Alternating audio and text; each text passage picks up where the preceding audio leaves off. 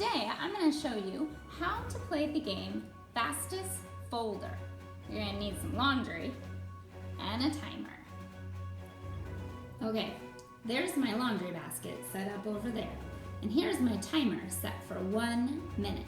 So one way to play is to see how many items of clothing you can fold in 1 minute.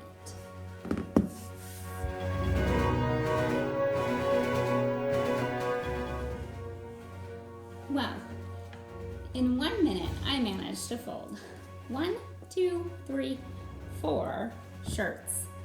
I had the 5th one right there.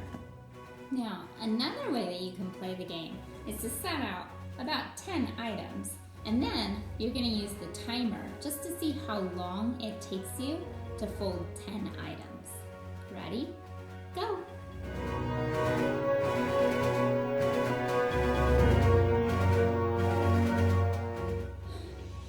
Well, it took me 2 minutes to fold 10 items of clothing. Remember, folds need to be neat in order to count.